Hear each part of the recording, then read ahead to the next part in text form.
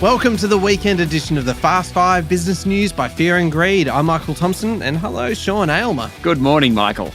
Sean, on weekdays, it's all about the Fast 5, the top 5 business stories in 5 minutes. On the weekend, we still keep it to 5 minutes, obviously, but we're going to pick out the biggest story of the week, the most remarkable story, the sleeper story, one that's not getting the attention that it deserves, and then our favourite story as well. So let's get into it. What was the biggest story, do you reckon, this week?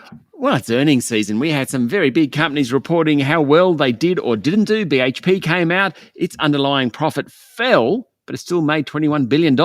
It dropped because of lower commodity prices. Same could be said for diversified miners South32 and Santos. Qantas came out. Record annual profit of $2.5 billion and a $500 million buyback. Great for shareholders. I'm not so sure about the customers, though.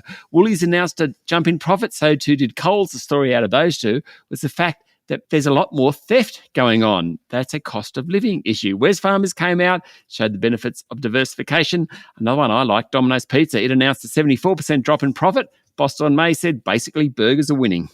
Sean, my biggest story this week was a big one from government. They released the intergenerational report, big picture stuff, right? Big projections, 40 years into the future, the policy reforms that are needed to kind of set Australia up to make the most of it. Some of these projections that our economic growth rate is going to slow over coming decades. It's going to put a lot of pressure on spending because the population is going to be aging, which will erode the tax base as well. Climate change is going to cost the economy. The government, though, went into a great amount of detail, 8 reform priorities, things that they can do and perhaps should do in order to really kind of set us up for it. There's a lot of detail in this report. It's a 300 odd page report, but it's just actually good to see a bit of policy detail and the potential maybe for a bit of reform to come out of it. It'd be nice.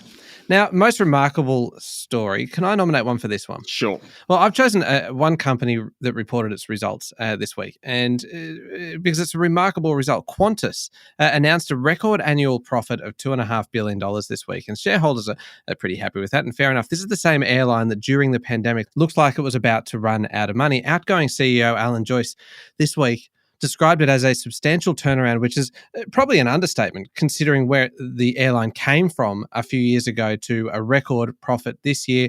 But it gets interesting when you consider that the results largely off the back of very high demand, much, much higher airfares as well. A lot of irritated travellers who say the service does not justify the price. So you've got demand exceeding pre-COVID levels.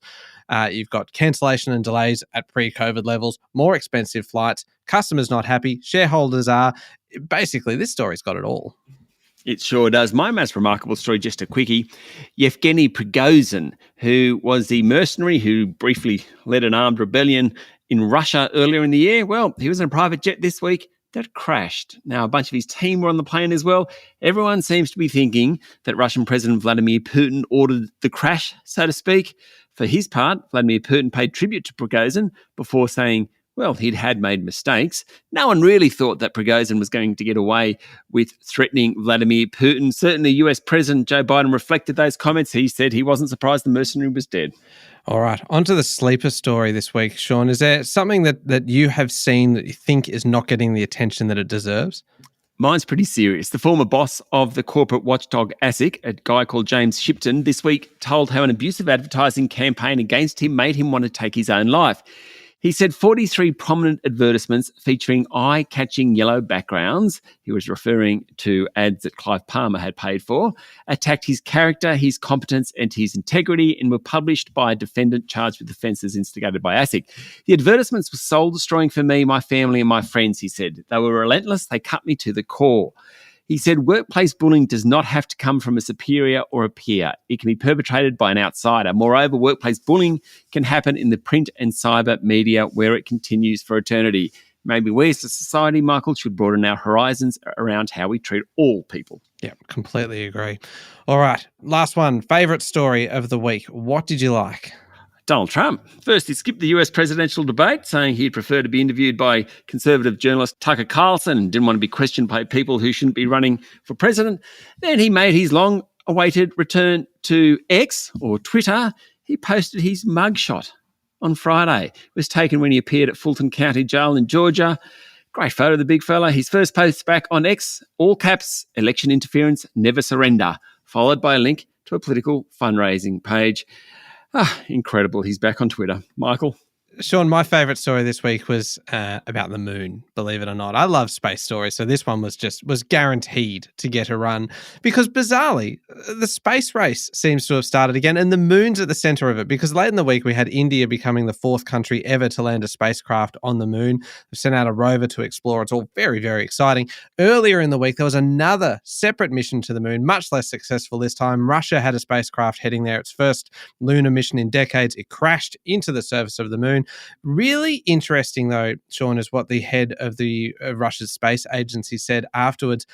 They talked about the fact that this mission has practical value because, he says, of course, the race for the development of the natural resources of the moon has begun.